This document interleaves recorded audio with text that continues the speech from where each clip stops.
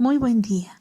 El día de hoy comenzaré con una serie de cuentos que tienen como finalidad sembrar una semilla sanadora, un pequeño mensaje que nos pueda llenar el alma y que podamos a solas indagar sobre cuál será el mensaje real para nosotros. Se llama La Mujer Esqueleto. Había hecho algo que su padre no aprobaba, aunque ya nadie recordaba lo que era. Pero su padre la había arrastrado al acantilado y la había arrojado al mar. Allí, los peces se comieron su carne y le arrancaron los ojos. Mientras yacía bajo la superficie del mar, su esqueleto daba vueltas y más vueltas en medio de las corrientes.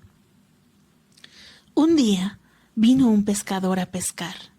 Bueno, en realidad, antes venían muchos pescadores a esta bahía, pero aquel pescador se había alejado mucho del lugar donde vivía y no sabía que los pescadores de la zona procuraban no acercarse por allí, pues decían que en la cala había fantasmas.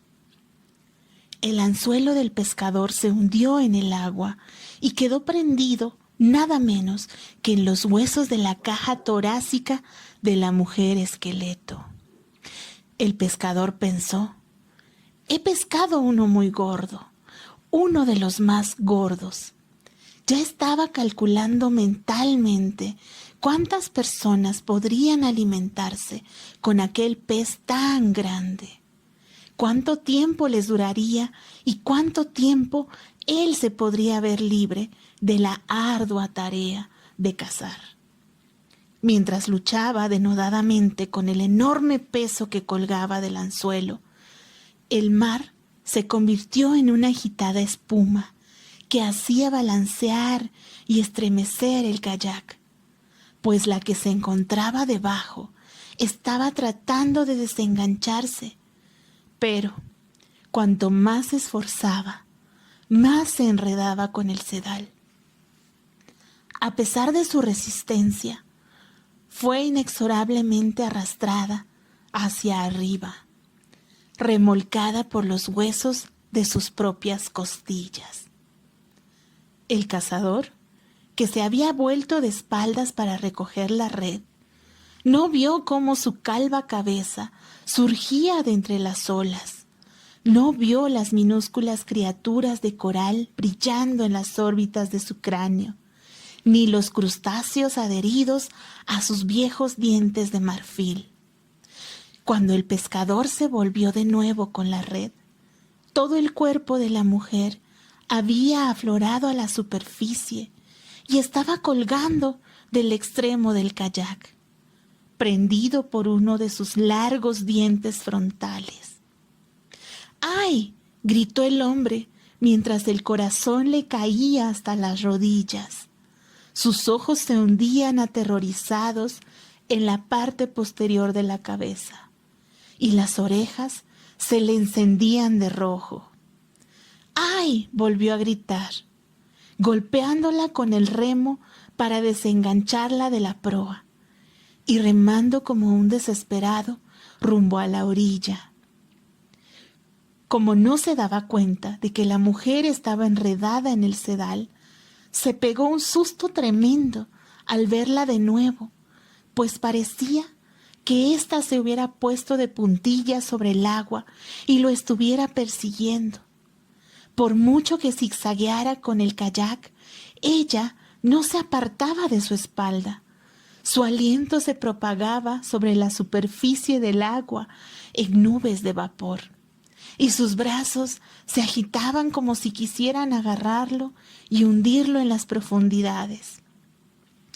¡Ay!, gritó el hombre con voz quejumbrosa, mientras se acercaba a la orilla. Saltó del kayak con la caña de pescar y echó a correr, pero el cadáver de la mujer esqueleto, tan blanco como el coral, lo siguió brincando a su espalda, todavía prendido en el sedal. El hombre corrió sobre las rocas y ella lo siguió. Corrió sobre la tundra helada y ella lo siguió. corrió sobre la carne puesta a secar y la hizo pedazos con sus botas de piel de foca. La mujer lo seguía por todas partes e incluso había agarrado un poco de pescado helado mientras él la arrastraba en pos de sí. Y ahora estaba empezando a comérselo, pues llevaba muchísimo tiempo sin llevarse nada a la boca. Al final, el hombre llegó a su casa de hielo. Se introdujo en el túnel y avanzó a gatas hacia el interior. Sollozando y jadeando, permaneció tendido en la oscuridad mientras el corazón le latía en el pecho, como un gigantesco tambor. Por fin estaba a salvo. Sí, a salvo. Gracias a los dioses, gracias al cuervo, sí, y a la misericordiosa Sedna. Estaba a salvo, por fin. Pero cuando encendió su lámpara de aceite de ballena, la vio allí, acurrucada en un rincón, sobre el suelo de nieve de su casa, con un talón sobre el hombro, una rodilla en el interior de la caja torácica y un pie sobre el codo. Más tarde, el hombre no pudo explicar lo que ocurrió. Quizá la luz de la lámpara suavizó las facciones de la mujer, o, a lo mejor, fue porque él era un hombre solitario. El caso es que se sintió invadido por una cierta compasión y lentamente alargó sus mugrientas manos y, hablando con dulzura, como si hubiera podido hablarle así a una madre, empezó a desengancharla del sedal en el que estaba enredada. Bueno, primero la desenredó de los dedos de los pies y después los tobillos. Siguió trabajando hasta bien entrada la noche, hasta que, al final, cubrió a la mujer esqueleto con unas pieles para que entrara en calor y le colocó los huesos en orden, tal como hubieran tenido que estar los de un ser humano. Buscó su pedernal en el dobladillo de sus pantalones de cuero y utilizó unos cuantos cabellos suyos para encender un poco más de fuego. De vez en cuando la miraba, mientras untaba con aceite la valiosa madera de su caña de pescar, y enredaba el sedal de tripa. Y ella, envuelta en las pieles, no se atrevía a decir ni una sola palabra, pues temía que aquel cazador la sacara de allí, la arrojara a las rocas de abajo y le rompiera todos los huesos en pedazos. El hombre sintió que le entraba sueño, se deslizó bajo las pieles de dormir y enseguida empezó a soñar. A veces, cuando los seres humanos duermen, se les escapa una lágrima de los ojos. No sabemos qué clase de sueño lo provoca, pero sabemos que tiene que ser un sueño triste o nostálgico, y eso fue lo que le ocurrió al hombre.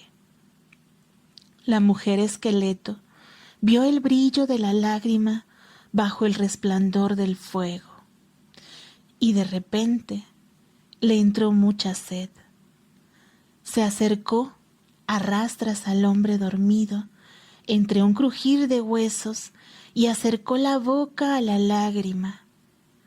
La solitaria lágrima fue como un río, y ella bebió, bebió y bebió, hasta que consiguió saciar su sed de muchos años.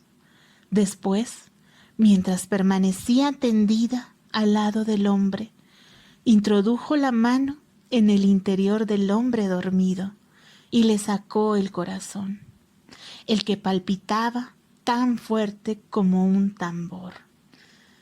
Se incorporó y empezó a golpearlo por ambos lados. ¡Pum! ¡Pum! ¡Pum! ¡Pum! Mientras lo golpeaba, se puso a cantar. Carne, carne, carne. Carne, carne, carne. Y cuanto más cantaba, tanto más se le llenaba el cuerpo de carne. Pidió, cantando, que le saliera el cabello y unos buenos ojos y unas rollizas manos. Pidió, cantando, la hendidura de la entrepierna y unos pechos lo bastante largos para envolver y dar calor y todas las cosas que necesita una mujer.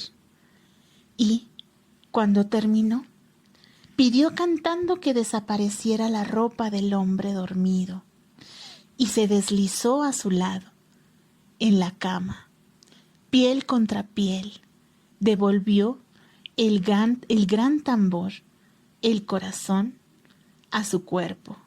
Y así fue como ambos se despertaron, abrazados el uno al otro, enredados el uno en el otro, después de pasar la noche juntos, pero ahora de otra manera, de una manera buena y perdurable. La gente que no recuerda la razón de su mala suerte dice que la mujer y el pescador se fueron y a partir de entonces las criaturas que ella había conocido durante su vida bajo el agua se encargaron de proporcionarles siempre el alimento. La gente dice que es verdad y que eso es todo lo que se sabe.